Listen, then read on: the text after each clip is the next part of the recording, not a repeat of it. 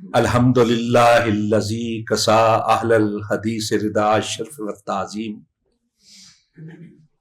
وعالی ذکرہم ورفع شانہم فی کل اقلیم وخصہم من بین حملۃ الشرع بمزید التشریف والتکریم امام اہل الحدیث سید الابرار وآلہ الطیبین الاطہار وصحابتہ المہدیین الاخیار فاعوذ باللہ من الشیطان الرجیم فذرنی ومن یکذب بہذا الحدیث سنستدرجہم من حیث لا یعلمون اما بعد اہل الحدیث ہمو اہل النبی وَإِن لَّمْ يَصْحَبُوا نَفْسَهُ فَأَنفَاسُهُمْ صَحَبُوا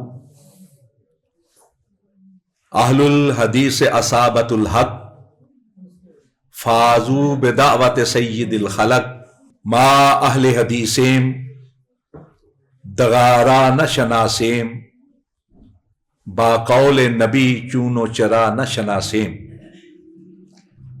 ما اہل حدیثیم دغارا نہ شناسیم صد شکر کے در مذہب ما ہیلا و فن نیست اہل دل اہل خبر اہل حدیث کشور وحدانیت کے تاجور اہل حدیث حق جادہ منزل رہروان صدق و صفا حاملین سنت خیر البشر اہل حدیث گمراہی کے ہر دور میں ظلمت کے ہر عہد میں ہیں باطل کے خلاف سینہ سپر اہل حدیث آپ علماء کرام ہیں فاضلین ہیں اور آپ کے چہروں کو دیکھ کر آپ کی عمروں کو دیکھ کر صاف دکھائی دے رہا ہے کہ حال ہی میں آپ فارغ التحصیل ہوئے، اس لیے علوم کے حوالے سے استحضار بھی آپ کو ہوگا۔ اس لیے میں ایک طالب علم کی حیثیت سے جو بات کروں گا، اگر کوئی بات ایسی ویسی ہو تو میری اصلاح فرما دیجئے گا۔ جہاں تک بات ہے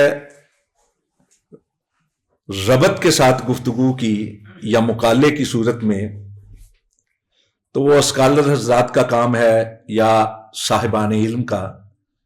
میں گفتگو کرنے کی کوشش کروں گا تاکہ بے تکلفی کے ساتھ اپنی بات کو آپ کے دل تک پہنچا سکوں۔ خطابات میں کچھ اور رنگ ہوتا ہے، لیکن ایسی کلاسز میں بے تکلفی کے ساتھ گفتگو ہونی چاہیے، اپنائیت کے ساتھ آپ کی سطح پہ آ کر میں بات کرنے کی کوشش کروں گا۔ جو موضوع مجھے تفویض کیا گیا ہے، مجھے دیا گیا ہے، اس کے کئی پہلو ہیں، لیکن سب سے پہلے بات سمجھنے کی یہ ہے کہ اہل حدیث کون ہے یا اہل حدیث کیوں کہلاتے ہیں، جبکہ اللہ رب العزت نے ہمارا نام مسلم رکھا ہے، سماکم المسلمین۔ تو پھر مسلم ہونے کے بجائے، مسلم کہلانے کی بجائے ہم اہل حدیث کیوں کہلاتے ہیں؟ یہ سب سے اہم سوال ہے جو لازماً آپ کے ذہن میں بھی آتا ہوگا اور لوگ آپ سے پوچھتے بھی ہوں گے یا لوگ جاننا چاہیں گے آپ سے۔ دیکھیں، مسلم وہ ہوتا ہے جو اسلام کے دائرے میں آتا ہے، جو اسلام کو قبول کرتا ہے، اور اسلام وہ دین ہے جو اول سے لے کر حضرت آدم علیہ التحیت و تسلیم سے لے کر خاتم النبیین تک ایک ہی دین تھا۔ ان الدین عند اللہ الاسلام، اللہ کا دین اسلام ہے۔ من یبتغی غیر الاسلام دینا فلن یقبل، اسلام کے علاوہ اللہ کو کوئی دین پسند نہیں ہے۔ یہی وجہ ہے کہ حضرت ابراہیم کعبہ کو تعمیر کرنے کے بعد یہی کیا کہہ رہے ہیں، ربنا واجعلنا لک من المسلمین، کیا مسلمین لک، اللہ ہمیں مسلم بنا، کس کو؟ ابراہیم اور اسماعیل کو، انا اول المسلمین۔ قرآن پاک کا مطالعہ کرے تو دیگر انبیاء کرام کے لیے بھی مسلم کا لفظ آیا ہے، حتیٰ کہ ملکہ سبا جب مسلمان ہوئی ہے تو اس نے بھی اسلم تو کے الفاظ کہے ہیں مسلم. تو سارے لوگ جو تھے حضرت آدم علیہ تحیت و تسلیم سے لے کر رسول پاک تک تمام انبیاء اور رسول اسلام کی دعوت لے کر آئے تھے، اور اس اسلام کو ماننے والے سارے مسلم تھے. لیکن پہچان کے حوالے سے قرآن پاک ہی ہمیں بتاتا ہے اہل الکتاب، اہل الانجیل، پھر یہود بھی کہتا ہے، نصارہ بھی کہتا ہے، یعنی مسلم ہونے کے باوجود ان کو دیگر القاب کے ساتھ پہچان دی گئی، پتہ چل سکے کہ اہل کتاب کون ہے، یہود ہے، نصارہ ہے، کتاب کی طرح منسوخ کر کے ان کو اہل الکتاب کہا گیا ہے. اسی طرح ہم مسلم ہیں، الحمدللہ ہم مسلم ہیں، ہمارا اصل نام جو ہے دینی حوالے سے مسلم ہے. اہل حدیث ہمارا وصفی نام ہے، توصیفی نام ہے، صفتی نام، اور اہل حدیث اس کو کہا جاتا ہے جو حدیث والا ہو. اہل دے گاؤں والے، اہل بلد شہر والے یا ملک والے، اہل مدرسہ مدرسے والے، اہل محلہ محلے والے، اہل حدیث حدیث والے. ایک تو ہے وہ حدیث جو رسول پاک صلی اللہ علیہ وسلم کے اقوال ہیں، افعال ہیں، احوال، یا تقریری حدیث، قولی حدیث، فعلی حدیث. لیکن اصل حدیث جو ہے وہ قرآن مجید ہے. اللہ نزل احسن الحدیث فبأي حدیث بعدہ یؤمنون فذرنی ومن یکذب بہذا الحدیث. یا رسول پاک صلی اللہ علیہ وسلم اپنے قریباً ہر خطبے میں فرمایا کرتے تھے فإن خیر الحدیث کتاب اللہ فإن احسن الحدیث کتاب اللہ. اصل حدیث جس کا نام اللہ نے حدیث رکھا ہے وہ قرآن مجید ہے، اور رسول پاک صلی اللہ علیہ وسلم کے اقوال، افعال اور احوال وہ بھی حدیث ہے، اور سارے مانتے ہیں، کسی کا اس پر کوئی اختلاف نہیں. اور ویسے بھی وہی دو قسم کی ہے. یہ جو کہا گیا اتبعوا ما انزل الیکم من ربکم ولا تتبعوا من دونہ اولیاء، اس چیز کی پیروی کرو جو تمہارے رب کی طرف سے تمہاری طرف نازل کی گئی. تو ہمارے رب کی طرف سے کیا چیز نازل ہوئی ہے؟ وحی. اور وحی کی دو قسمیں ہیں، ایک ہے وحی جلی، ایک ہے وحی خفی. وحی جلی قرآن مجید کی صورت میں، وحی خفی رسول پاک کی احادیث، آپ کی ذات مبارکہ. یعنی وحی کی دونوں قسمیں اگر کسی پر جا کر یکجا ہوتی ہیں، جمع ہوتی ہیں، تو وہ آمنہ کے لال، مدینہ کے تاجدار کی ہستی. اس کو ایک اور انداز سے ذرا سمجھ لیں. اما عائشہ صدیقہ صادقہ مصدقہ طیبہ طاہرہ مطہرہ رضی اللہ تعالیٰ عنہ سے سوال کیا گیا، اور یہ سوال ایک فرد نے نہیں کیا، کئی لوگوں نے کیا. سوال کرنے والے کئی تھے، سوال ایک ہی تھا. چنانچہ اماں نے جواب بھی ایک ہی دیا. سوال کیا تھا؟ اماں سونے نبی کے اخلاق کیا ہیں، یعنی آپ کی عادات کیا ہیں، آپ کی بود و باش کیا ہے، آپ کا رہن سہن کیا ہے، آپ کا طرز حیات کیا ہے. تو اماں نے کہا کیا تم قرآن مجید نہیں پڑھتے؟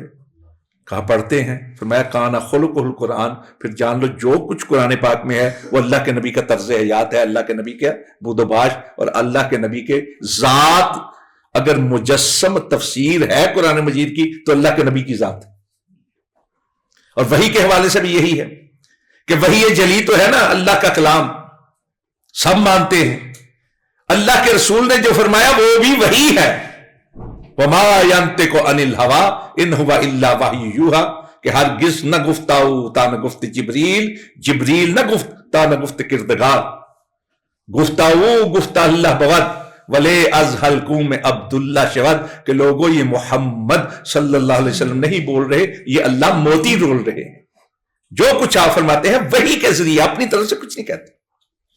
تو دونوں حدیث ہیں، اور جو ان کو مانتا ہے، دین کی بنیاد ان کو جانتا ہے، دین کا نظریہ ان کو سمجھتا ہے، ان ہی کو دین کی بنیاد اور نظریہ سمجھ کر ان پر عمل کرتا ہے، وہ اہل حدیث ہے، خواہ کہلائے یا نہ کہلائے. اور اگر کوئی شخص ان دو سے ہٹ کر کسی اور چیز کو اپناتا ہے، وہ لاکھ اہل حدیث کہلائے، وہ اہل حدیث نہیں. پہلی بات تو یہ. اب دوسری بات یہ آ جاتی ہے کہ اہل حدیث کا لفظ مروج کب ہوا؟ کب اس کو تشہیر ملی؟ کیا وجوہ تھی جن کی بنا پر اہل حدیث کا لقب اختیار کرنا پڑا؟ تاریخ ہمیں کیا بتاتی؟ علامہ ابن خلدون رحمت اللہ علیہ، ان کا جو ہے نا مقدمہ ابن خلدون، بڑی مشہور کتاب ہے، مجھ سے زیادہ بہتر آپ جانتے ہوں گے، اور صرف مسلمانوں کے ہاں ہی مقبول نہیں بلکہ پوری دنیا میں جو عمرانیات کا علم ہے اس کی بنیاد سمجھا جاتا ہے مقدمہ ابن خلدون۔ عمرانیات کا مطلب ہے رہن سہن کے حوالے سے، تہذیب و تمدن کے حوالے سے، سیاسیات کے حوالے سے بنیاد سمجھا جاتا ہے مقدمہ ابن خلدون۔ اس میں وہ لکھتے ہیں کہ جب اسلام کی فتوحات بڑھی، لوگ کثرت کے ساتھ دائرہ اسلام میں داخل ہونے لگے، کثرت کے ساتھ مسلمان ہونے لگے، فتوحات بڑھ رہی تھی، ریاست اسلامیہ کی حدود بڑھ رہی تھی، اس کے بارڈر کو توسیع مل رہی تھی۔ ایسے میں لوگ کثرت سے جب مسلمان ہو رہے تھے تو وہ مسلمان تو ہو رہے تھے لیکن ان کو دین کی تعلیم نہیں تھی، دینی مسائل کا پتہ نہیں تھا، وہ دین پر عمل کرنے کے لیے پوچھتے تھے سوال، جن کے بارے میں علم ہوتا تھا نا کہ یہ علم والا ہے، یہ صاحب علم ہے، اس سے سوال پوچھتے تھے کہ ہمیں بتائیں دین کا فلاں مسئلہ کس طرح ہے، فلاں مسئلہ کس طرح ہے۔ تو وہ لوگ جن کے پاس قرآن اور حدیث کا علم ہوتا تھا اور قرآن اور حدیث کی روشنی میں جواب دیتے تھے، ان کو اہل الحدیث کہا جانے لگا، اور جو لوگ اپنی عقل اور قیاس سے، رائے اور قیاس سے کام لے کر جواب دینے لگے، ان کو کہا جاتا تھا اہل الرائے والقیاس۔ ہم ان کی نیک نیتی پہ شک نہیں کر سکتے، ممکن ہے ان کے پاس علم نہیں تھا تو جو سمجھتے ہو بہتر وہ کہتے ہیں، لیکن دو قسم کے گروہ پیدا ہو گئے، ایک جو قرآن اور حدیث سے کام لیتے تھے وہ اہل الحدیث، ایک جو رائے اور قیاس سے کام لیتے تھے وہ اہل الرائے والقیاس۔ یہی بات علامہ ابن حزم رحمت اللہ علیہ نے اپنی کتاب کتاب الفصل فی الملل والاہواء والنحل کے اندر یہ لکھی، یہی بات علامہ شہرستانی نے اپنی کتاب الملل والنحل کے اندر لکھی۔ ابھی پچھلے سالوں میں اسلامک پبلیکیشنز، جماعت اسلامی کا ایک مکتبہ ہے، ادارہ ہے، انہوں نے علامہ راغب الطباخ کی کتاب شائع کی ہے، تاریخ افکار و علوم اسلامی، 2 جلدوں کے اندر اردو ترجمے کے ساتھ۔ اس کی دوسری جلد کے صفحہ 40 اور 41 پہ یہی بات انہوں نے لکھی کہ 2 قسم کے گروہ پیدا ہو گئے تھے، ایک جو قرآن اور حدیث کو بنیاد بناتا ہے وہ اہل الحدیث کہلانے کا، دوسرا وہ تھا جن کے پاس قرآن اور حدیث کا علم کم تھا، وہ رائے اور قیاس سے کام لیتے تھے، ان کو اہل الرائے والقیاس کہا جانے لگا۔ اور اہل الحدیث کا جو مرکز تھا وہ حجاز مقدس تھا، اہل الرائے والقیاس کا جو مرکز تھا وہ عراق کے علاقے تھے، کوفہ بغداد کے علاقے۔ اور یہی بات ایک صوفی ہوئے ہیں عبد الرحمن چشتی، ان کا نام تھا، شاہ جہاں کے دور کے اندر، انہوں نے فارسی کے اندر ایک کتاب لکھی تھی مخزن اسرار، اور اس کے آغاز میں وہ لکھتے ہیں کہ یہ کتاب میں نے خواجہ معین الدین چشتی اجمیری کے باطنی اشارے پر لکھی۔ اس فارسی کتاب کا ترجمہ الفیصل ہے، پبلیکیشن یہ غزنی سٹریٹ کے اندر، جہاں مکتبہ قدوسیہ اور مکتبہ اسلامیہ نا اس کے بالکل سامنے، انہوں نے اردو ترجمہ کر کے اس کو شائع کروایا، اتنی مبسوط ہے نیلے ٹائٹل کے ساتھ۔ اس میں انہوں نے لکھا ہے عبد الرحمن چشتی نے، جو شاہ جہاں کے دور میں تھے، یہی بات کہ اہل وصول کے 2 گروہ پیدا ہو گئے، ایک جو نصوص سے، قرآن اور حدیث سے کام لیتا تھا، ان کو اہل الحدیث کہا جانے لگا، اور یہ اصحاب تھے امام مالک کے، امام احمد بن حنبل کے، امام شافعی کے، اور دوسرے وہ لوگ تھے جو رائے اور قیاس سے کام لیتے تھے، ان کو اہل الرائے والقیاس کہا جانے لگا، اور یہ اصحاب تھے امام ابو حنیفہ رحمۃ اللہ علیہ۔ یعنی جب یہ صورتحال پیدا ہوئی تو اس وقت یہ تشہیر ہو گئی۔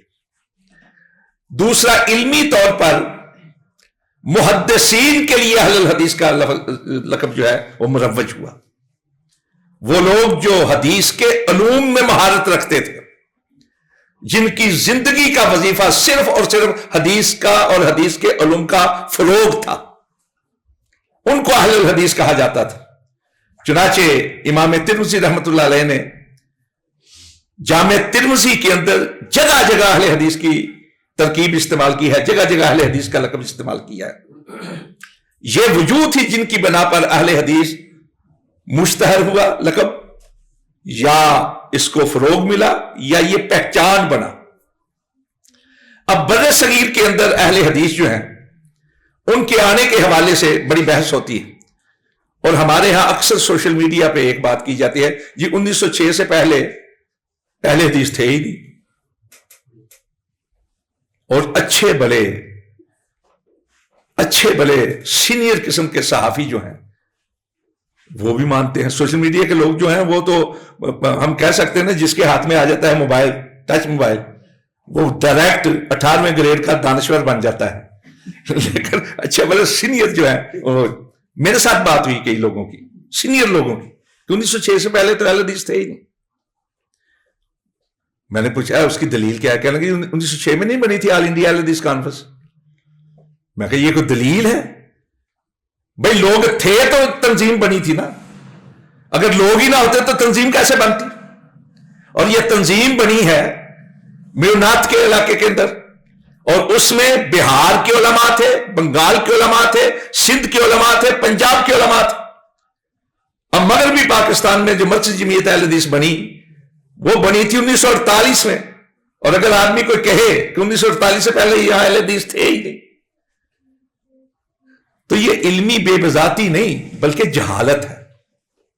اب میں نے مخزن اسرار کا جو حوالہ دیا ہے، شاہ جہاں کے دور کے ایک صوفی، یعنی عرف عام میں یہ کہہ سکتے ہیں کہ آج کے بریلوی، اگر وہ تذکرہ کر رہے ہیں بر صغیر کے اندر، تو اس کا مطلب یہاں کچھ لوگ تھے، اور صرف شاہ جہاں کے دور کی بات نہیں. اب دیکھیے نا شاہ ولی اللہ رحمۃ اللہ علیہ، جن کو حجت الہند کہا جاتا ہے، ان کی کتاب حجت اللہ البالغہ، اس کا 7واں باب، اس کا عنوان کیا ہے؟ الفرق بین اہل الحدیث و اہل الرائے، کہ اہل حدیث اور اہل الرائے کے درمیان فرق کیا ہے. پورا باب انہوں نے باندھا ہے، اس کا ترجمہ کیا جائے تو ایک مبسوط کتاب بن سکتی ہے.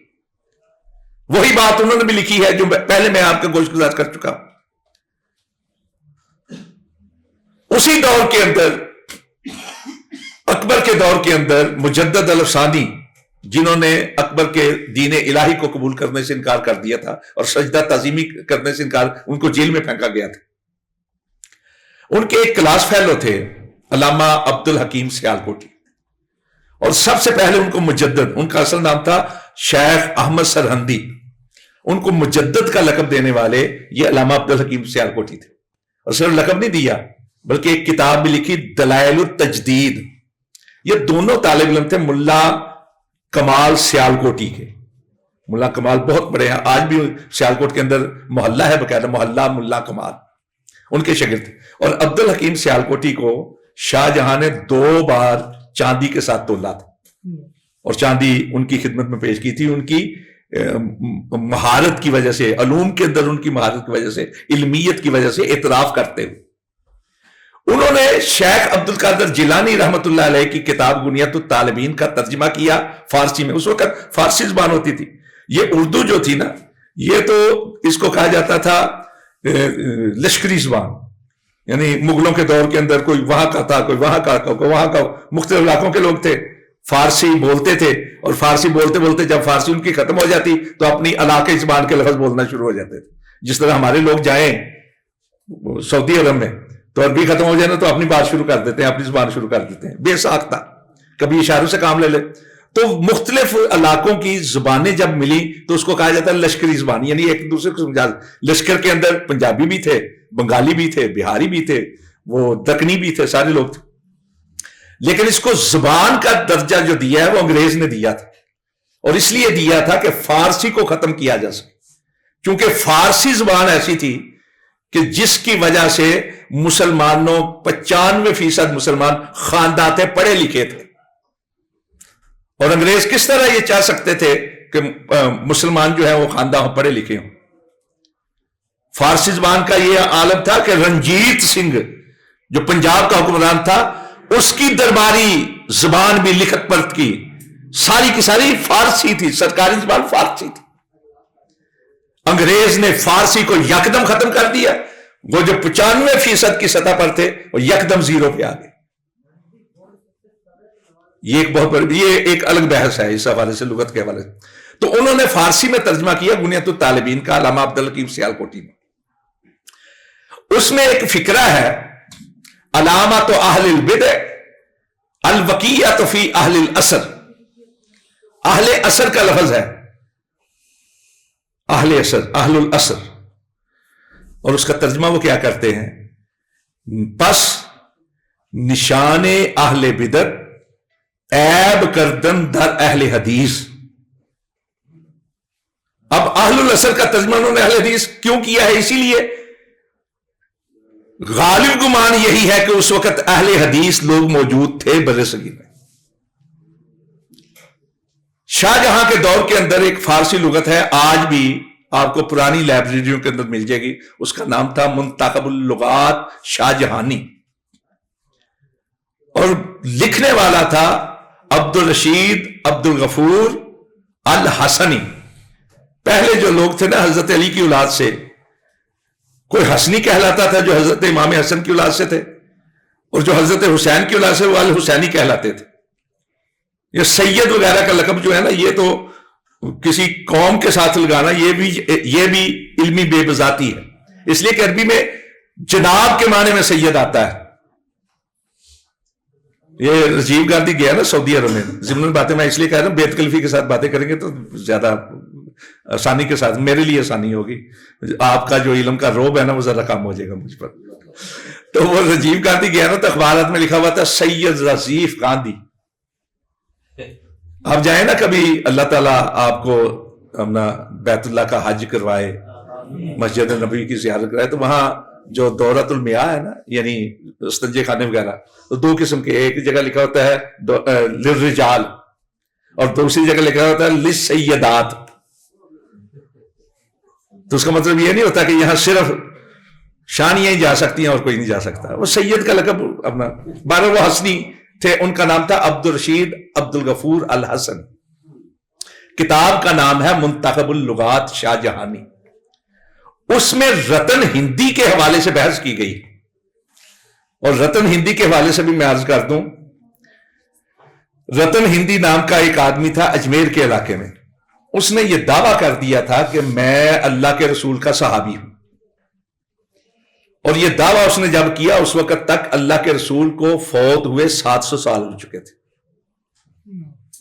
700 سال کے بعد اس نے دعویٰ کیا میں اللہ کے نبی کا صحابی ہوں، اور میری طویل عمر کا باعث یہ ہے، راز یہ ہے کہ مجھے اللہ کے نبی نے دعا دی تھی، لوگوں نے مان لیا. وہ لکھتے ہیں منتخب اللغات کے اندر کہ بعض یقین دانن کہ از اصحاب رسول ولے اہل حدیث انکار بھی فرمودن، کہ بعض لوگ تو مانتے ہیں کہ وہ اللہ کے نبی کا صحابی ہے لیکن اہل حدیث انکار کرتے ہیں. اب لکھنے والا بر صغیر کا، ہند کا رہنے والا ہندی،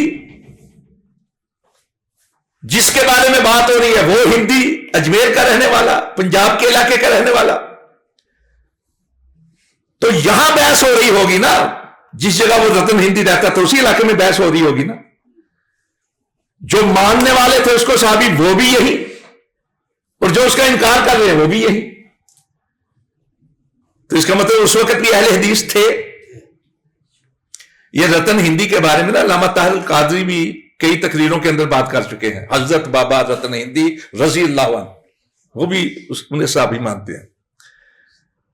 اسی طرح ایک ضمن بات آ گئی ہے، سمجھے، میں اس لیے یہ باتیں کر رہا ہوں کہ آپ نے کل کو جا کر فیس کرنا ہے لوگوں کو، بلکہ فیس نہیں کرنا، چھوڑیں، آپ نے لوگوں کو بتانا ہے کہ اصل علم کیا ہے، اصل بات کیا ہے.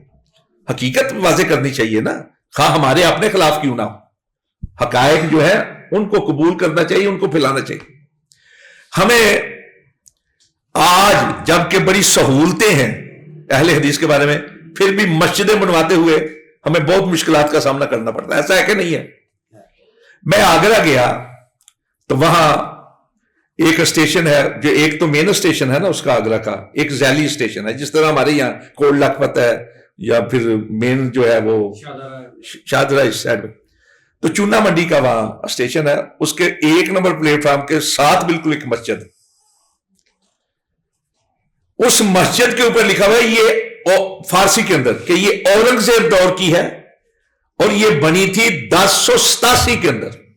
مجھے خوشی ہوئی بڑی، اہل حدیث، لفظ اہل حدیث ہے اس پہ، لیکن مجھے خوشی پتہ کس بات کی ہوئی؟ یہ نہیں کہ وہ 1087 کی ہے، مجھے خوشی اس لیے ہوئی کہ ہماری مسجد چینی والی اس سے بھی پہلے کی ہے، چینی والی مسجد 1080 ہجری کی ہے، بادشاہ مسجد سے 4-5 سال پرانی، شاہجہاں کے دور میں بنی تھی 1668 کے اندر، 1668 عیسوی، 1080 ہجری اوپر لکھا ہوا ہے، آج بھی تاریخ لکھی ہے۔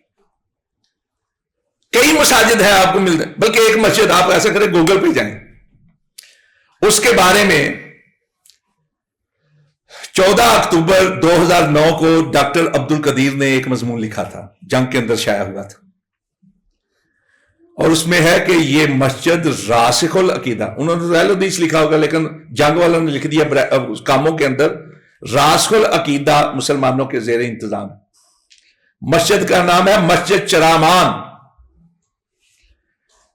یہ مالابار کیرالا کے علاقے کے اندر ہے، انڈیا کا ایک ریاست ہے کیرالا، کیرلا بھی اسے کہتے ہیں، اس کا علاقہ ہے مالابار، اس کے اندر مسجد چرامان، وہ پتہ کب کی ہے؟ اس کے اوپر تختی لگی ہوئی ہے، وہ رسول پاک صلی اللہ علیہ وسلم کی وفات سے 3 سال پہلے بنی تھی، یعنی آپ کا انتقال ہوا ہے 632 عیسوی کے اندر، وہ 629 کے اندر بنی تھی، اور اس کی تاریخ ہے باقاعدہ کہ وہاں کا راجہ، اس نے جب دیکھا شک قمر کا معجزہ تو اس نے کہا یہ کیوں ہوا ہے؟ تو چونکہ عرب وغیرہ آتے جاتے تھے تجارت کے نقطہ نظر سے، اور اس پر قاضی عطر مبارک پوری کی ایک بہترین کتاب ہے عرب اور ہند کے تعلقات، سید سلیمان ندوی نے بھی اس پہ بہت زیادہ لکھا ہے۔ بہرحال ایک کتاب اگر آپ لے لیں نا، مولانا اسحاق بٹی کی کتاب ہے بر صغیر میں اہل حدیث کی آمد، کہ اہل حدیث کب آئے ہیں، کس طرح ہیں، اور اسی حوالے سے ایک اور حوالہ سید سلیمان ندوی رحمۃ اللہ علیہ کا نام آپ نے سنا ہے، پڑھا ہوگا لازماً، آپ صاحب علم ہیں۔ سید سلیمان ندوی وہ ہے کہ سیرت کی بر صغیر میں کئی کتابیں بعد میں لکھی گئیں، لیکن آغاز میں 2 کتابیں تھیں جنہیں مارکہ آراء کتابیں کہا جاتا تھا سیرت کی، ایک قاضی سلیمان منصور پوری رحمۃ اللہ علیہ کی رحمۃ اللہ عالمین، اور ایک مولانا شبلی نعمانی کی سیرت النبی۔ لیکن مولانا شبلی نعمانی کی جو سیرت النبی تھی وہ انہوں نے مکمل نہیں لکھی، انہوں نے بھی ایک ہی جلد تقریباً لکھی تھی، تھوڑی سی لکھی تھی کہ ان کا انتقال ہو گیا، سید سلیمان ندوی نے وہ مکمل کی تھی۔ ان کا ایک رسالہ ہوتا تھا المعارف، اس کے اندر انہوں نے ایک مقالہ لکھا کہ بر صغیر کے اندر اسلام اور اسلامی علوم کس طرح آئے۔ وہ مقالہ بعد میں نقوش کا نام بھی سنا ہے آپ نے، نقوش کا سیرت نمبر، ضیاء الحق صاحب نے اس کی بڑی تقسیم کروائی تھی، 10 جلدوں کے اندر ہے نقوش کا سیرت نمبر۔ محمد طفیل نقوش تھے اس کے ایڈیٹر، انہوں نے کئی نمبر شائع کیے، لاہور نمبر بھی شائع کیا، لیکن سیرت نمبر کو زیادہ مقبولیت ملی تھی، اور اس کو تشہیر بھی زیادہ ملی، اس کو زیادہ کیا کہتے ہیں فروغ بھی ملا۔ ضیاء الحق صاحب اس کے سرپرست ہیں۔ اس کی جلد 3 کے اندر وہ مقالہ موجود ہے، کہتے ہیں کہ فقہ کا علم جو ہے وہ آیا افغانستان کے راستے، جو لوگ افغانستان کے راستے ہیں نا، یہاں حکمران کیا کہتے ہیں حملہ آور ہوئے مسلمان، ان کے ذریعے جو لوگ ساتھ آئے وہ لے کر آئے فقہ کا علم، اور حدیث کا علم آیا ہے سندھ کے راستے، جس کو باب الاسلام کہا جاتا ہے۔ محمد بن قاسم جب آئے تھے یہاں، ان کو جب معزول کر دیا گیا تو ان کی جگہ پہ جو آدمی یہاں حاکم بن کر آیا تھا وہ باقاعدہ ایک بہت بڑے محدث اور حدیث کے بہت بڑے استاد تھے، ابو یزید کبشان کا نام تھا، اور انہوں نے باقاعدہ الور کے اندر بیٹھ کر حدیث کے علم کو فروغ دیا تھا، اور اس کا نتیجہ یہ ہوا کہ سندھ کے علاقے کے اندر اکثریت ہو گئی اہل حدیث کی۔ اور یہ میں نہیں کہہ رہا، یہ بشار مقدسی کی ایک کتاب ہے احسن التقاسیم فی معرفت الاقالیم. اس نے اپنی اس کتاب میں لکھا ہے کہ سندھ کے اندر مسلمانوں میں اکثریت اہل حدیث کی ہے اور کافروں کے اندر اکثریت بت پرستوں کی ہے. بعد میں پھر آئے کرامتی آئے, انہوں نے حملہ کیا, محمود غزنوی آئے, غوری آئے, تو وہ جو لوگ تھے نا عرب, وہ پسماندہ ہوتے. آج بھی اگر آپ جائیں نا تھر کے علاقوں کے اندر, تو تھر میں بہت بڑی تعداد میں ہندو ہیں اور مسلمان دیہات کے دیہات اہل حدیث کے ہیں آج بھی.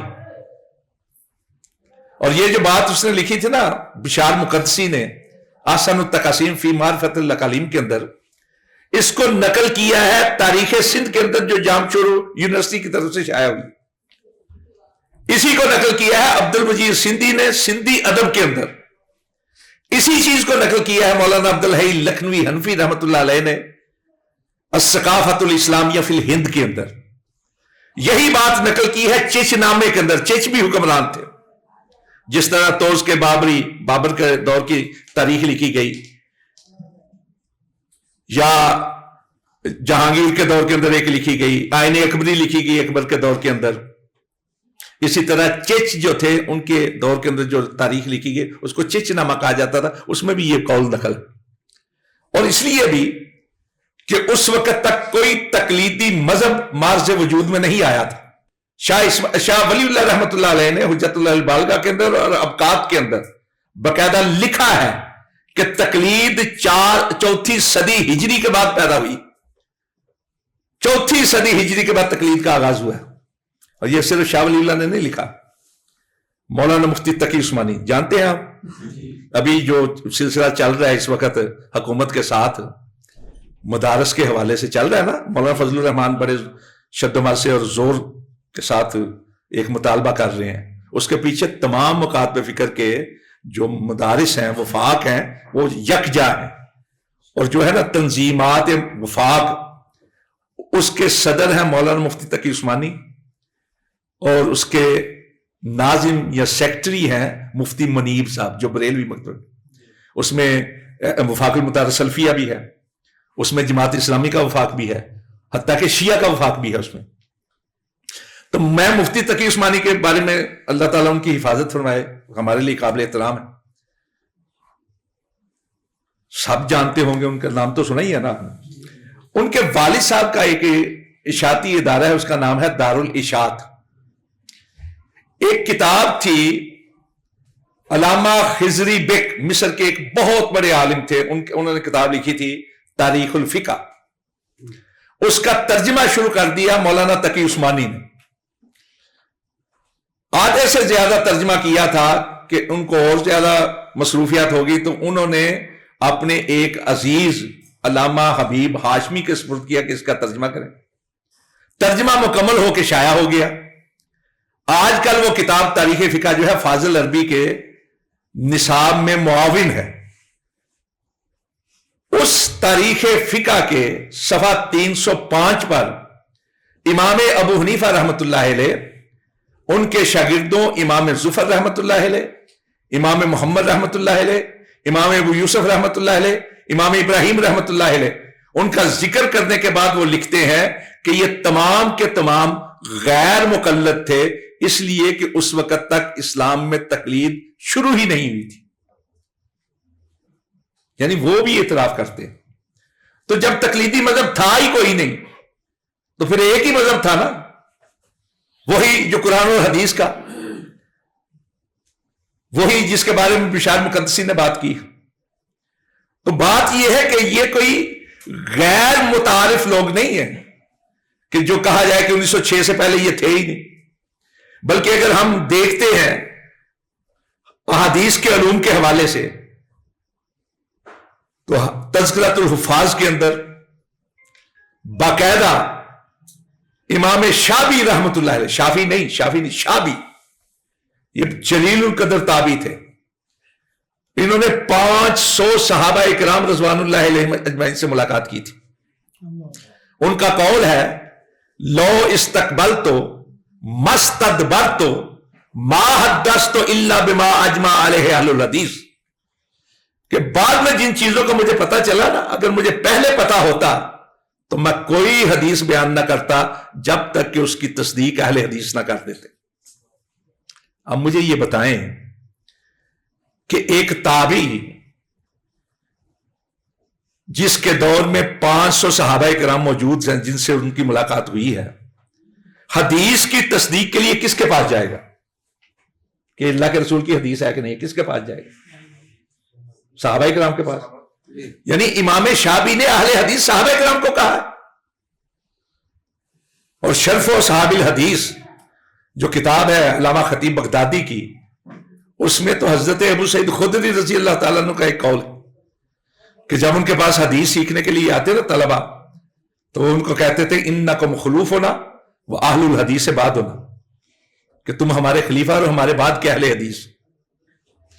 مولانا ادریس کاندلوی دیوبندی عالم ہے، بہت بڑا نام ہے، ان کی ایک کتاب ہے اجتہاد و تقلید، اس میں وہ الزامی طور پر کہتے ہیں یوں تو تمام صحابہ اہل حدیث تھے، یوں تو تمام صحابہ اہل حدیث تھے، ہم انہیں یہ کہتے ہیں کہ چلے کسی انداز میں آپ نے کہا، یہ تو مانا کہ صحابہ اہل حدیث تھے، یہ اصل میں مانوی لحاظ سے انہوں نے کہا ہے اور بالکل صحیح کہا ہے، وہی بات جو میں نے آغاز میں کہی تھی کہ اہل حدیث وہ ہے جو قرآن اور حدیث کو مانتا ہے۔ اب یہاں دو تین چیزیں جو ہے نا وہ اصطلاحاً بھی ذرا سمجھ لیں۔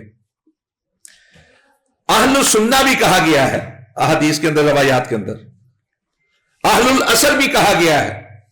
محدثین کے ہاں یہ چند اصطلاحات ایک معنی میں مترادف المعنی ہے، اہل الحدیث، اہل الاثر، اہل السنہ، اصحاب الحدیث۔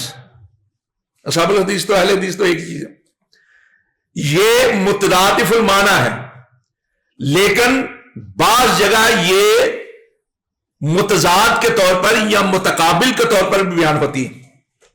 شیعہ کے مقابلے میں سنی کا لفظ آئے گا، اور سنی سے مراد تمام وہ مکاتب فکر ہیں جو شیعہ نہیں ہیں، اس میں اہل حدیث بھی ہیں، دیوبندی بھی ہیں، بریلوی بھی ہیں، جماعت اسلامی بھی ہے، یا وہ لوگ جو قرآن کے ساتھ ساتھ صحاح کو یا حدیث کو مانتے ہیں، اس لیے کہ شیعہ صحاح اربعہ کو مانتے ہیں، شیعہ کے مقابل ہے سنی کی اصطلاح۔ اسی طرح اہل تشیع، بعض لوگ تو تشیع بول جاتے ہیں، تشیع، اہل تشیع کے مقابل جب آئے گی اصطلاح تو اہل سنہ کی آئے گی۔ اسی طرح اہل الرائے والقیاس کے مقابل آئے گی اصطلاح تو اہل الحدیث کی آئے گی۔ یہ علمی طور پر میں اس لیے کہہ رہا ہوں کہ آپ ماشاءاللہ عالم ہیں، میں آپ سے تصدیق کرنا چاہ رہا ہوں، مجھے بھی ساتھ ساتھ بتاتے جائیں نا، اللہ تعالیٰ آپ کی اصلاح فرمائے۔ ہاں جی ٹھیک ہے، اچھا مہربانی، شکریہ۔ مولانا تصدیق کر دیتی ہوں، میں گل اور جگہ بھی کرا گیا، اللہ تعالیٰ خوش رکھے تھا۔ تو میں یہ عرض کر رہا تھا کہ یہ اصطلاحات جو ہیں یہ علمی ہیں۔ تو میں ایک دو اور باتیں گوش گزار کرنا چاہتا ہوں سمجھنے کے لیے۔ مولانا رشید الدھیانوی فوت ہو چکے ہیں، بہت بڑے دیوبندی عالم تھے، کئی کتابیں انہوں نے لکھی ہیں۔ ایک کتاب ہے ان کی فتاوے پر مشتمل، اس کا نام ہے احسن الفتاوی۔ اس کے صفحہ 312 پر وہ لکھتے ہیں کہ دوسری تیسری صدی میں فروعی اور جزئی اختلافات کی بنا پر کئی مکاتب فکر سامنے آئے، شافعی، مالکی، حنبلی، حنفی اور اہل حدیث، اور ہم حق کو انہی پانچوں میں منحصر سمجھتے ہیں۔ یہ مولانا رشید الدھیانوی کی کتاب احسن الفتاوی کا صفحہ نمبر 318 ہے۔ ایک ان کی اور کتاب ہے جو انہوں نے جماعت اسلامی کے خلاف لکھی تھی، اس کا نام انہوں نے رکھا، حالانکہ ایسا نہیں ہونا چاہیے تھا، لیکن بعد میں وہ مجلس عمل کے بھی پنجاب کے عہدیدار رہے ہمارے ساتھ۔ اس کا نام ہے مودودی اور تخریب اسلام۔ اس کے ابتدائی صفحات میں بھی وہ یہی بات لکھتے ہیں۔ مولانا عبدالحق حقانی، جن کی تفسیر حقانی بڑی مشہور ہے، ایک جید عالم ہو گزرے ہیں، ان کی ایک کتاب ہے حقانی اسلام، اس کے صفحہ 6 پر وہ لکھتے ہیں کہ حنفی، شافی، حنبلی، مالکی اور اہل حدیث اہل سنت ہیں. اسی طرح ایک کتاب ہے مولانا مفتی کفایت اللہ دہلوی رحمۃ اللہ علیہ کی، کفایت المفتی. اس میں جواب نمبر 370 پر لکھا ہوا ہے کہ ہاں اہل حدیث اہل سنت میں سے ہیں، محض ترک تقلید کی وجہ سے کسی کو اہل سنت سے خارج نہیں کیا جا سکتا. یہ کن کے بارے میں ہے؟ یہ الفاظ سارے جو میں نے کیے یہ محدثین کے لیے نہیں ہے، نہ صاحبان علم کے لیے ہے، یہ عام افراد کے لیے ہے. اور اس سے بھی بڑی ایک دلیل جو ہے مولانا احمد علی لاہوری رحمۃ اللہ علیہ، شیخ التفسیر تھے، شیخ التفسیر. شیراوالا باغ کے اندر بہت بڑا ان کا ادارہ تھا، اور ایسے شیخ التفسیر تھے کہ ہمارے علماء کرام، ہمارے کئی علماء کرام نے ان کی شاگردی اختیار کی، حتیٰ کہ ہماری جماعت کے امیر مولانا معین الدین لکھوی بھی ان کے شاگرد رہے. اور دوسری طرف ان کے توسع کا یہ عالم تھا کہ انہوں نے ساری زندگی خود عید کی نماز نہیں پڑھائی، ساری زندگی غزنوی علماء کے پیچھے عید کی نماز پڑھی. جو چینی والی مسجد کی عیدگاہ تھی نا منٹو پارک کے اندر، بعد میں جس کا نام اقبال پارک رکھ دیا گیا یہ مینار پاکستان کے ساتھ، میں جب شروع میں آیا وہاں خطیب کی حیثیت سے تو مجھے بتایا گیا کہ اس جگہ مولانا کے لیے، مولانا احمد علی لاہوری کے لیے باقاعدہ مصلی بچھایا جاتا تھا، وہ یہاں آ کر نماز ادا کرتے تھے. یعنی مولانا عبد الواحد غزنوی کے پیچھے، سید داؤد غزنوی رحمۃ اللہ علیہ کے پیچھے. اور ان کا ایک اور واقعہ بھی ہے، درمیان میں آ گیا. ایک رات نا وہ آئے تہجد کے وقت مسجد میں، دیکھا ایک نوجوان تہجد پڑھ رہا ہے تو بیٹھ گئے اس کے پاس. جب انہوں نے سلام پھیرا تو کہنے لگے بیٹا شادی کرو گے؟ انہوں نے کہا جی کریں گے، ضرور کرنی، کیوں نہیں کرنی. مولانا احمد علی لاہوری نے اپنی بیٹی ان کے نکاح میں دے دی. اور جانتے ہیں وہ نوجوان کون تھے؟ وہ مولانا عبد المجید سودروی رحمۃ اللہ علیہ تھے. مولانا اسحاق بٹی نے لکھا ہے کہ ایک بار انہوں نے یعنی ان کی بیٹی نے مولانا عبد المجید سودروی کی بیوی نے آ کر کہا ابا میرا میاں مجھے کہتا ہے رفع الیدین کیا کرو. تو مولانا نے کہا بیٹی کر لیا کرو، دوہرا ثواب ملے گا، ایک رسول کی سنت پر عمل کرنے کا، ایک خامد کی اطاعت کا. مولانا احمد علی لاہوری کے ملفوظات پر مشتمل ایک کتاب ہے، اس کا نام ہے ملفوظات طیبات. کیا نام ہے؟ ملفوظات طیبات. اس کے صفحہ 150 پر وہ لکھتے ہیں کہ میں حنفی قادری ہوں، اہل حدیث نہ حنفی ہے نہ قادری ہے، وہ 40 سال سے میری مسجد میں آ رہے ہیں، میں انہیں حق پر سمجھتا ہوں. کن کے لیے کہا ہے؟ عام اہل حدیث کے لیے. نشہرہ چھونی جو ہے اس کے قریب ایک قصبہ ہے خالقہ آباد، وہاں سے ایک رسالہ نکلتا ہے ماہنامہ القاسم، اور اس کے ایڈیٹر ہے عبد القیوم حقانی. بہت بڑا نام ہے دیوبندی علمی دنیا میں. القاسم کا مجریہ یعنی شمارہ اگست 2008 کا، اس میں قاضی زاہد الحسینی کے ادب کے حوالے سے ایک مضمون ہے. تو قاضی زاہد الحسینی کی کتاب کشکول معرفت کا حوالہ دے کر وہ لکھتے ہیں کہ مولانا زکریا ملتانی نے کہا کہ حضرت ملا علی قاری رحمت اللہ علیہ، جانتے ہیں ملا علی قاری کون تھے؟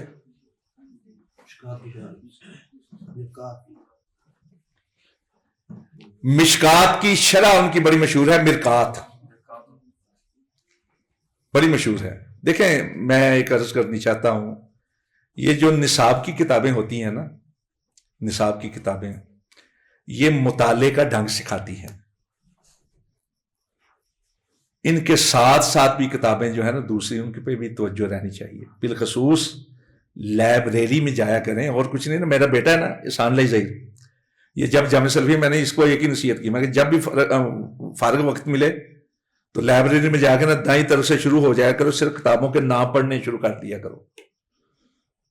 کم از کم یہ تو پتا چلے کہ فلاں کتاب فلاں علم میں ہے. تو جب جائے گا تو لازماً کبھی کسی کتاب کو ہاتھ ڈالے گا، کبھی کسی کتاب. ہم بچے تھے چھوٹے، ضمن بات آ گئی ہے لیکن میں کر دینا چاہتا ہوں. ہمارے گھر میں 5 رسالے جایا کرتے تھے بچوں کے. ہماری بڑی بہنیں تھیں، ان کے لیے نور اور حقائق کے نام سے جاتے تھے، یہ نوبہار کے نام سے جاتے تھے، ہونہار کے نام سے جاتے تھے. تمام وہ ہوتے تھے جو بچوں کی ذہنی اصلاح بھی کرتے ہیں، ذہنی پختگی کے لیے بھی کریں. ہم وہ پڑھا کرتے تھے. والد صاحب کہتے تھے ان کو پڑھو. کیوں کہتے تھے پڑھو؟ جب آدمی کو عادت پڑ جائے نا مطالعے کی تو پھر وہ بغیر پڑھے رہ نہیں سکتا. پہلے عادت ڈالے، اس کے بعد پھر رخ متعین ہو جاتا ہے. اور ان رسالوں کے اندر کہانیاں ہوتی تھی، قصے ہوتی تھی.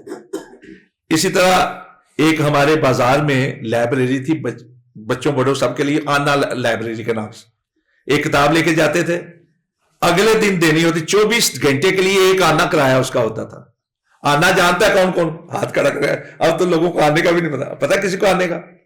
حضرت عبداللہ ابن مسعود رضی اللہ تعالیٰ عنہ کی ایک حدیث ہے، لفظ میرے ذہن میں استحضار نہیں ہے اس وقت، لیکن اس کا مطلب یہ ہے، معنی یہ ہے کہ قیامت کے نزدیک میرے سب سے زیادہ قریب اقرب الناس بی یوم القیامہ اکثر علیہ الصلاۃ، یہ کہ میرے قریب سب سے زیادہ وہ ہوگا جو مجھ پر سب سے زیادہ درود پڑھتا ہے. یہ حضرت عبداللہ ابن مسعود سے روایت ہے، رسول پاک کی حدیث، اور حسن درجے کی یہ روایت ہے. الدرر السنیہ کے اندر کئی کتابوں کے حوالے دیے گئے ہیں، ترمذی میں تو ہے ہی ہے. بعض نے اس پہ نقد کیا ہے، لیکن اپنا جو ہے نا الدرر السنیہ کے اندر کئی روایتیں نقل کرنے کے بعد انہوں نے کہا ہے. بہرحال اس حدیث کی شرح میں ملا علی قاری حنفی رحمت اللہ علیہ نے مرقات کے اندر لکھا ہے کہ اس سے مراد اہل حدیث ہیں، اس لیے کہ سب سے زیادہ درود دنیا کے اندر اللہ کے نبی پر اہل حدیث پڑھتے ہیں. وہ کس طرح پڑھتے ہیں کہ جب پڑھیں گے حدیث تو وہاں آئے گا کالا کالا رسول اللہ صلی اللہ علیہ وسلم، ان النبی صلی اللہ علیہ وسلم، کان النبی صلی اللہ علیہ وسلم. یعنی حدیث کے ساتھ یہ ہو ہی نہیں سکتا کہ اللہ کے نبی کا نام آئے اور درود نہ پڑھا جائے. اس لیے اس سے مراد اہل حدیث. یہی بات نواب قطب الدین نے، جو دہلی کے رہنے والے تھے اور جنہوں نے اردو میں مشکات کی شرح لکھی مظاہر حق کے نام پر، اس میں بھی یہی بات. علامہ سیوطی نے جامع ترمذی کی ایک شرح لکھی قوت المقتضی علی جامع ترمذی، اس میں بھی انہوں نے یہی بات لکھی ہے. علامہ سیوطی نے بھی یہی بات لکھی.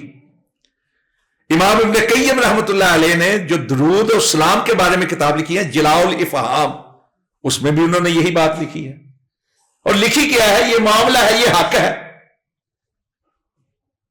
کہ جب بھی حدیث کی بات ہوگی، حدیث تو ہے ہی اللہ کے نبی کے اقوال افعال اور حوال ہے نا، قرآن مجید کی بات. تو سب سے زیادہ، بلکہ آپ کو ایک اور بات بتا دوں، درمیان میں پھر یاد آ گئی. امام سخاوی رحمت اللہ علیہ کی ایک کتاب ہے، وہ بھی درود السلام کے بارے میں ہے، القول البدیع. ہمارے سیالکوٹ میں نا جہاں علامہ اقبال کا گھر ہے رحمت اللہ علیہ، ان کے گھر سے 2 گھر چھوڑ کے تو کتابوں کی دکانیں ہیں بریلویوں کی، اور مکتبے کا نام ہے مکتبہ لسانیہ، یعنی پیر جماعت علی شاہ علی پوری، ان کے بارے میں لسانی کا لفظ تو مکتبہ لسانیہ ان کی طرف منسوخ کر کے انہوں نے وہ شائع کی ہے. یہ باتیں میں وہ کر رہا ہوں جو میں نے خود پڑھی ہیں، میں وہ آپ کے سامنے. اس میں انہوں نے مسند فردوس کے حوالے سے ایک روایت نقل کی ہے حضرت انس رضی اللہ تعالیٰ عنہ سے. اسی ضمن کی بات جس طرح علامہ سیوطی نے لکھی، امام ابن قیم نے لکھی، یا ملا علی قاری رحمت اللہ علیہ نے لکھی. انہوں نے اس میں کیا لکھا ہے؟ کہتے ہیں کہ حضرت انس کہتے ہیں کہ قیامت کا رسول پاک نے فرمایا کہ قیامت کا دن ہوگا، اہل حدیث آئیں گے معاہم المحابر، ان دواتوں کو لے کر جس کی سیاہی میں قلم ڈبو کے وہ اللہ کے نبی پر حدیث لکھا کرتے تھے کہ جبریل آ کر کہیں گے ان تارک الجنت جاؤ، جنت میں داخل ہو جاؤ، اس لیے کہ تم اللہ کے نبی کی حدیث کے ساتھ ساتھ اللہ کے نبی پر درود بھی بھیجا کرتے تھے۔ ہم اس حدیث کو سند کے لحاظ سے صحیح نہیں سمجھتے، لیکن القول البدیع کے اندر امام صحابی نے لکھی۔ تو مقصد میرا کہنے کا یہ ہے کہ یہ لقب جو ہے نا اہل حدیث، یہ کائنات کے مقدس ترین گروہ کا لقب ہے، اس لیے اس پہ نکو نہیں بننا چاہیے، نہ شرم محسوس کرنی چاہیے، نہ گھبراہٹ محسوس کرنی چاہیے۔ یہ ایک وصفی نام ہے، توصیفی نام ہے، صفتی نام ہے، اور اچھے لوگوں کے گروہ میں شمولیت کا نام ہے۔ اب جہاں تک بات ہے برصغیر کے حوالے سے، پہلا سوال جو تھا کہ 1906 سے پہلے نہیں تھے، وہ نہایت بودا ہے، کئی حوالے تو آگے ہیں، میں ان کو دہرانا نہیں چاہتا۔ اب آپ اندازہ لگائیں کہ 1906 سے پہلے لوگ تھے تو تنظیم بنی تھی۔ خود میاں نذیر حسین دہلوی رحمۃ اللہ علیہ 1856 میں تو انہیں جیل میں انگریز نے ڈال دیا تھا، 1 سال راولپنڈی کی جیل میں رہے ہو 1856 کی تحریک کی وجہ سے، 1 سال پورا۔ کیا وہ اہل حدیث نہیں تھے؟ ان سے پہلے شاہ ولی اللہ نے لکھا وہ اہل حدیث نہیں تھے؟ نواب صدیق حسن حضرت میاں صاحب سے پہلے تھے، وہ اہل حدیث نہیں تھے؟ نہایت بودا قسم کا۔ اب جتنی تھی تحریک وہابی تحریک جماعت مجاہدین، وہ کن لوگوں پر مشتمل تھی؟ سید احمد بریلوی جو ہے ان کے بارے میں تو آپ کہہ سکتے ہیں، لیکن شاہ اسماعیل شہید جنہوں نے تنویر العینین فی اثبات رفع الیدین لکھی ہے، ان کے بارے میں آپ کیا کہیں گے؟ گلیات کا جو علاقہ ہے نا، گلیات کا، ایوبیہ سے آگے کا علاقہ، جتنے گاؤں ہیں سارے کے سارے اہل حدیث۔ میں 1978 میں گیا تو میں نے کہا جی کس طرح اہل حدیث ہوئے ہیں؟ وہ ایک بوڑھے کو لے آئے، بزرگ کو، وہ کہنے لگے جی ہمارے بڑوں نے ہمیں بتایا ہے کہ جب جہاد کے لیے آئے تھے نا شاہ اسماعیل شہید اور ان کے ساتھی، تو یہاں سے گزرے تو ان کی نیک نفسی کو دیکھ کر لوگوں نے ان کی دعوت کرنے کی کوشش کی، کہا کہ جی ہم دعوت کرنا چاہتے ہیں۔ انہوں نے کہا نہیں، ہم اپنی روٹی اپنے ساتھ لے کر آئیں۔ بوریاں بھری ہوئی تھی سوکھی روٹی سے، اس کو گلی کر کر کے کھاتے تھے، کسی پہ بوجھ نہیں پڑنا چاہتے تھے۔ کہتے ہیں جب ان کی نیک نفسی کو دیکھا، نیک سرشت کو دیکھا، تو ہمارے لوگوں نے کہا جی ہمیں کوئی نصیحت کر رہے ہیں۔ انہوں نے کہا اہل حدیث ہو جاؤ، ہم سارے اہل حدیث ہو گئے۔ مسائل کا ہمیں بعد میں پتہ چلا، پشاور کی ایک مسجد ہے محلہ فیل بانا کے اندر، مسجد فیل بانا، وہ شاہ اسماعیل شہید رحمت اللہ علیہ کے دور کی بنی ہوئی، باڑہ گلی کے اندر، یہی گلیات کا جو علاقہ ہے، 300 سال پرانی ایک مسجد ہے۔ اب اس کو تجدید کر کے انہوں نے اس کا نام رکھا ہے مسجد علامہ احسان اللہ زئی۔ پچھلے دنوں اہل حدیث یوتھ فورس کا وہاں شورا کا اجلاس بھی ہوا تھا، 300 سال شاہ اسماعیل شہید کے دور کی بنی۔ تو یہ جماعت مجاہدین جو تھی، جنہوں نے سب سے پہلے بر صغیر کے اندر جہاد کے علم کو بلند کیا اور جہاد کیا، کون تھے وہ لوگ؟ انگریز نے ان کو وہابی کہہ کر بدنام کیا۔ بعض لوگ یہ بھی اعتراض کرتے ہیں، یہ اعتراض بھی ذرا سن لیں، بعض لوگ کہتے ہیں جی کہ انگریز نے ان کا نام رکھا تھا اہل حدیث، اور دلیل کے طور پر وہ مولانا ابو سعید محمد حسین بٹالوی رحمت اللہ علیہ کی وہ رٹ پیش کرتے ہیں جو انہوں نے انگریز کے سامنے کی تھی کہ ہم وہابی نہیں، ہم اہل حدیث ہیں، ہمیں اہل حدیث کہا جائے، اہل حدیث لکھا جائے، کی تھی انہوں نے رٹ۔ لیکن اس وقت بھی چونکہ اکثریت مجاہدین انہوں نے کہا انگریز سے مت کہلواؤ، لیکن اصل معاملہ یہ تھا کہ جب ان لوگوں نے جہاد کیا مسلمانوں کے لیے، سب سے پہلے انہوں نے جہاد کیا تھا پنجاب کے اندر سکھوں کی حکومت کے خلاف، چونکہ سکھ جو ہے یہاں مسلمانوں پر بہت زیادہ ظلم کر رہے تھے۔ ظلم کی انتہا یہ تھی کہ بادشاہی مسجد، جس کو مسجد عالمگیری کہا جاتا ہے، یہاں وہ گھوڑے باندھا کرتے تھے، جبرن مسلمانوں کی لڑکیوں کو اٹھا لیا کرتے تھے، تو وہ وہاں سے نکلے ان کے خلاف۔ اس وقت تک انگریز کی حکومت نہیں تھی، جب انگریز کا حکومت بنی 1857 کے بعد، 1857 سے پہلے تو انگریز بعض حصوں کے اندر قابض تھا، اور دلی کے اندر اس وقت حکمران جو تھا وہ مغل حکمران تھے، آخری ان کا حکمران بہادر شاہ ظفر تھا، اور اس کی حکومت ختم ہوئی 1857 میں، جبکہ شاہ اسماعیل شہید اور سید احمد بریلوی کی جو تحریکی جہادی تحریک ہے وہ 1832 کی ہے۔ انگریز نے اس کو جب 1857 کے اندر بھی وہی لوگ تھے شامل ہوئے 1857 کے اندر، پھر ہندو بھی شامل ہو گئے، بعض علاقوں کے اندر وہ بھی شامل ہو گئے، لیکن اصلاً اس کے پیچھے جو تھے وہ وہی لوگ تھے جو جماعت مجاہدین سے، شاہ اسماعیل شہید اور سید احمد بریلوی کی جماعت سے تعلق رکھتے تھے۔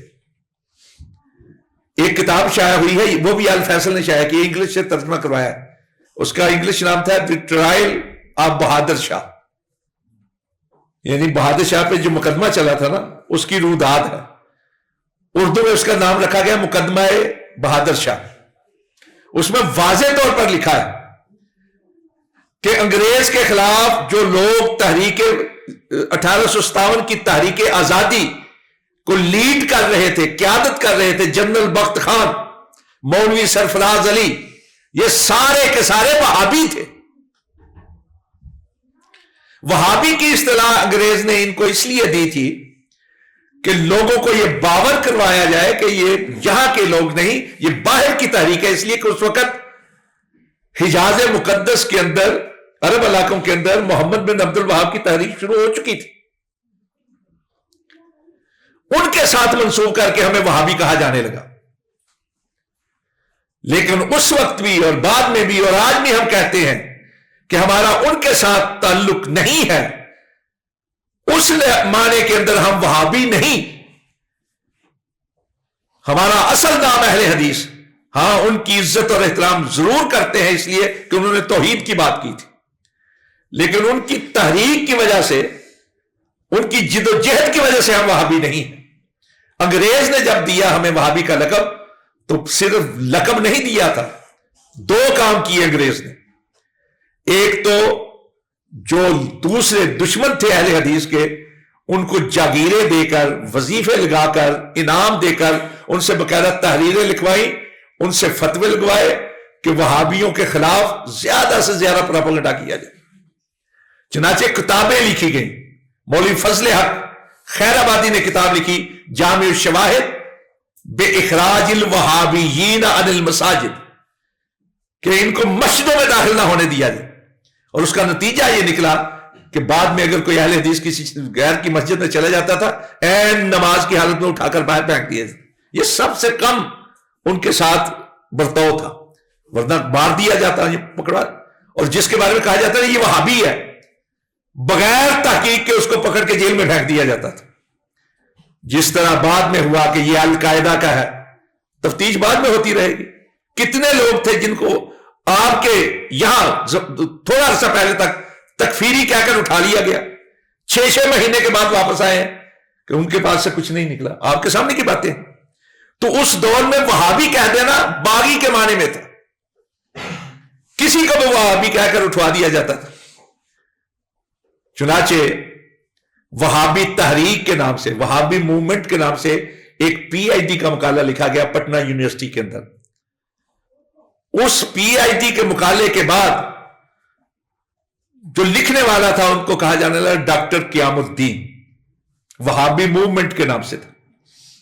اس کا ترجمہ نفیس اکیڈمی کراچی والوں نے شائع کیا، اس کا نام رکھا وہابی تحریک۔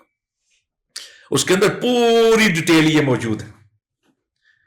ایک انگریز ولیم ولسن ہنٹر، جس کو کہا جاتا ہے WW ہنٹر، اس کی کتاب تھی آور انڈین مسلمانز، اس کا ترجمہ ناصر نے کیا، جو شائع ہوا، پہلے لاہور سے شائع ہوا، کراچی سے بھی شائع ہوا، مفقود ہو گیا تھا، تو پھر فیصل آباد مکتبہ ناصریہ والوں نے شائع کی۔ اس میں تو اس نے واضح طور پر لکھا ہے کہ انگریز کو لوہے کے چنے چبوانے والے وہابی تھے، اور یہ اپنے نظریے میں اتنے مضبوط اور مستحکم تھے کہ زہر کا ٹیکہ لگوانا قبول کر لیتے تھے، لیکن انگریز کے سامنے جھکنا قبول نہیں کرتے تھے۔ جے اسمتھ نے اپنی کتاب کے اندر لکھا، یہی باتیں جو ہیں اور کتابوں میں لکھی گئی۔ ڈاکٹر ایوب قادری کی جو کتاب ہے 1857 تحریک آزادی 1857، وہ بھی پڑھنے کی ہے۔ میں کہتا ہوں اور کچھ نہ کریں۔ شیخ غلام علی نے مولانا غلام رسول مہر کی کئی کتابیں شائع کی تھی اسی حوالے سے، تحریک مجاہدین کے حوالے، جماعت مجاہدین کے حوالے، اس کا نام ہے جماعت مجاہدین. سید احمد بریلوی کے نام سے ایک کتاب ہے، ایک 1857 کے مجاہد نام کی کتاب ہے، اب وہ پڑھ لیں. آباد شاہ پوری کی کتاب ہے سید بادشاہ کا قافلہ، وہ پڑھ لیں. انیس فاطمہ کی کتاب ہے 1857 پہ، وہ پڑھ لیں. جی سی جوشی کی کتاب ہے 1857 پہ، وہ پڑھ لیں. مولوی ذکاء اللہ کے روز نامچہ ہے، وہ پڑھ لیں. ایک ماریا نام کی خاتون تھی انگریز، اس کی ڈائری جو ہے وہ بھی اردو میں شائع ہوئی، نام اس کا ماریا تھا لیکن لکھا میڈم مریم کی ڈائری، وہ پڑھ لیں. بلکہ ایک دفعہ مجھے یاد ہے کہ ولی خان کا نام سنا ہے؟ آپ نے سنا نا جی، میں علماء کرام نے پوچھ رہے ہیں. بہت بڑا نام تھا اپنا، یہ آج کل بھی وہ ہیں اے این پی کے نام سے، لیکن اس وقت این اے پی ہوتی تھی. این اے پی اس کے وہ سربراہ تھے، باچا خان کا بیٹا تھا. باچا خان نے یعنی کانگریس کے حامی تھے، پاکستان کے خلاف تھے باچا خان، ان کے بیٹے تھے. بٹوں کے دور کے اندر نا ان کو جیل میں ڈال دیا گیا تھا بغاوت کا مقدمہ کر کے. تو ضیاء الحق جب آئے نا تو انہوں نے جتنے سیاسی قیدی تھے بھٹو صاحب کا تختہ الٹا دیا، اور جتنے سیاسی قیدی سب کو رہا کر دیا. تو وہ اس کے بعد برطانیہ چلے گئے تھے، 6 مہینے کے بعد آئے. تو میں علامہ صاحب کے ساتھ، علامہ صاحب بہت جایا کرتے نوابزادہ نصر اللہ خان کے پاس، میں بھی ساتھ تھا. تو انہوں نے، ولی خان نے ایک بات کی علامہ صاحب کو مخاطب کر، کہنے کہ علامہ صاحب میں انڈیا آفس لائبریری لندن میں گیا، میں بر صغیر کے حوالے سے جون سی فائل اٹھاتا تھا نا، اس میں صرف اور صرف آپ لوگوں کا تذکرہ ہوتا تھا، وہابیوں کا تذکرہ ہوتا تھا. مولانا احمد اللہ شاہ بہت بڑے نام تھے، گھروں کو مسمار کر کے. آج کل وہاں میونسپلٹی ہے. یہ صادق پور جو تھا یہ علاقہ تھا پٹنے کا، پٹنے کے یعنی ایک علاقہ تھا جس طرح ہمارے علاقے ہیں قریب قریب. مولانا احمد اللہ شاہ نے اس وقت کہا تھا، احمد اللہ شاہ مجرم شاہ، طفل کے بے گناہ راچے گناہ، کہ میں تو مجرم ہوں، سرکار کا مجرم ہوں، لیکن یہ چھوٹے چھوٹے بچے جو ہیں ان کا کیا گناہ ہے. این عید کے روز سارے گھرانوں کی خواتین بچوں کو باہر، اور جتنے جوان تھے پکڑ کے لے گئے. دریائے شور کہا جاتا ہے جزائر انڈیمان، یعنی جزائر تھے باقاعدہ. یہ کیا کہتے ہیں، مالدیپ تو دور ہے، یہ برما کے قریب کے جو جزائر تھے، سنسان جزائر جہاں میٹھا پانی نہیں تھا، میٹھے پانی کا تصور تک نہیں تھا، وہاں جیلیں بنا کر وہاں پھینک دیا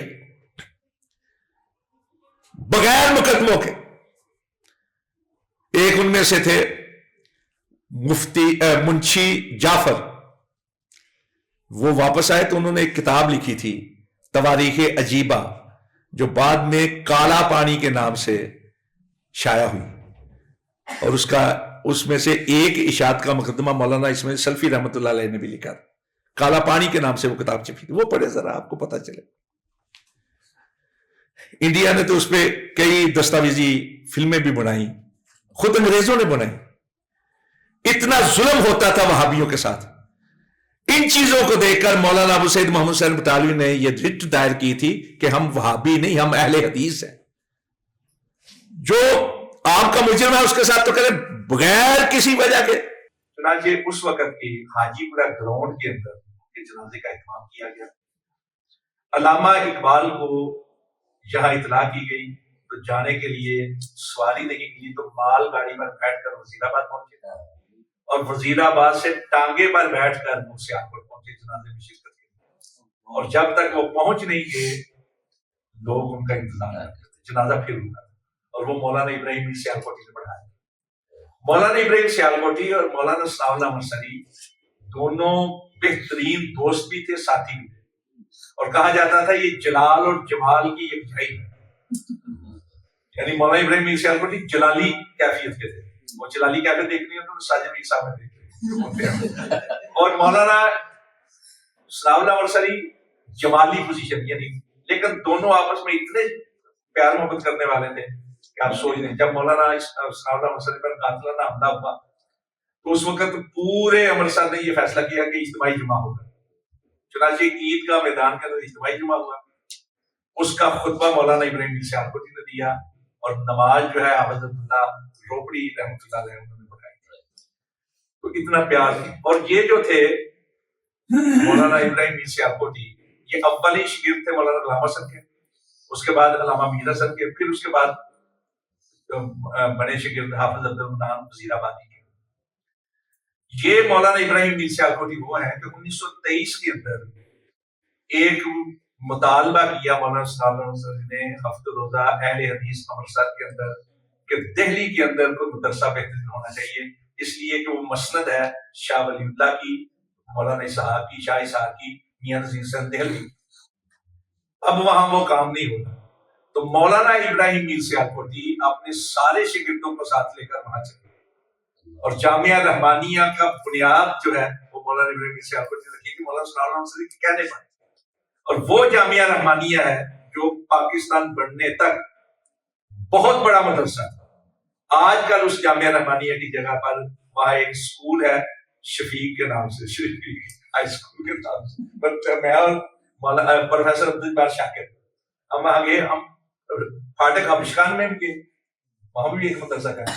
پھر ہم گئے باقاعدہ جامعہ رحمانی کو دیکھنے کے لیے، تو وہاں انہوں نے ہائی اسکول بنا دیا، وہاں کی تصویریں بھی لے کے آئے تھے عبدالبار شاکر. مولانا ابراہیم میر سیالکوٹی وہ ہیں، یہ دونوں کے دونوں انہوں نے بہت کام کیا. اکثر تو یہ کہا جاتا ہے نا کہ ان کی تاریخ اہل حدیث ہے، انہوں نے تفسیر پہ بھی کام لکھا، انہوں نے عیسائیت کے حد کے اندر 22 سے زیادہ کتابیں لکھی. اور مولانا صلی اللہ علیہ وسلم تو وہ ہیں جن کے بارے میں یہ کہا جاتا تھا کہ اگر اسلام کے خلاف رات میں کوئی فتنہ پیدا ہو تو صبح کے سورج کے طلوع ہونے سے پہلے اگر کوئی شخص جواب دے گا تو صلی اللہ علیہ وسلم. ہر ایک شخص اپنے اپنے ذات میں ایک قدہ وشی. مولانا حسین محمود حسین بٹالوی، ان کا رسالہ جو تھا اشاعت السنہ، وہ 23 سال تک شائع ہوتا تھا، اکیلے لکھتے تھے.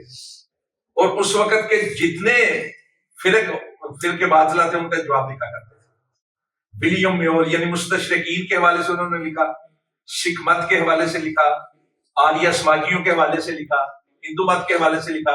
اور قادیانیت کے سب سے پہلے طاقم میں اگر کوئی شخص سامنے آیا تو مولانا حسین محمود حسین بٹالوی.